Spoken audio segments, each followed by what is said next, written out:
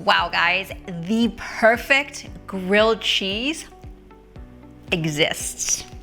Today, I am going to show you how to make the best grilled cheese in a pan. For this grilled cheese, I'm using regular sandwich bread. Use the one that you have at home, that will work. You'll need 2 slices of sandwich bread and your favorite sliced cheese. If you have a block of cheese, just slice it as thin as you can so the cheese gets nice and melty. One quick tip before we get started is that to make the grilled cheese, I'm gonna be using a non-stick pan. It makes the job a lot easier, but if your pan looks like this one, stainless steel, just make sure that your bread has extra butter so it doesn't stick. The first thing you want to do is place your bread on a cutting board, and you want to butter or grease the outside of your bread.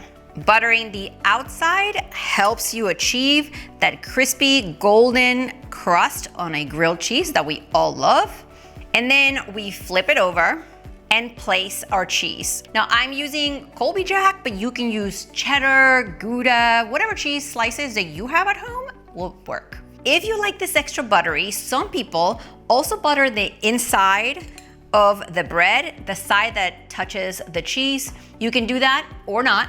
And then I'm just gonna close that grilled cheese sandwich. As you can see, the outsides of my sandwich are buttered. Something I tell my kids all the time is to make sure the pan is nice and hot before you put the grilled cheese on it. You wanna start cooking it right away, and that is also a great way to get that golden crust that you love.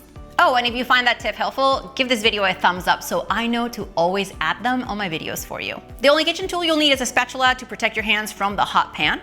And speaking of a hot pan, it's nice and hot, so I am going to take my grilled cheese and place it right on my pan.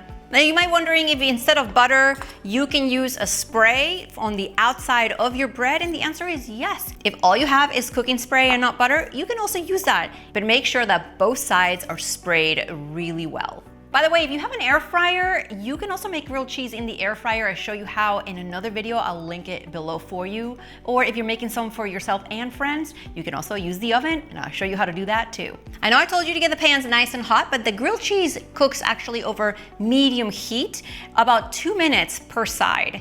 That's how long it takes to get nice and golden, to start melting the cheese a little bit. And then I'm gonna use my spatula to flip it over and cook it for another 2 minutes on the other side. Now that I flipped it over, you might be tempted to use your spatula and press it to get the cheese nice and melty, but what happens with that is that you end up with a squished sandwich. So one tip for you is to take a lid, any lid that might fit your pan, or even if it's a little smaller, and cover it most of the way to trap the heat inside the pan, and that helps your cheese melt without having to push down on your bread. Now, as you can see, I also left a little room right here open for the heat to escape so my bread stays crispy and doesn't get soggy.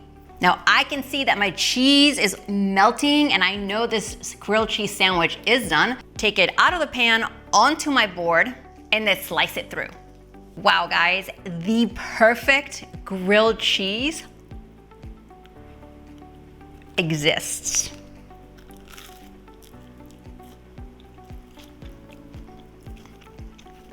Incredible. Let me know in the comments how your grilled cheese turned out.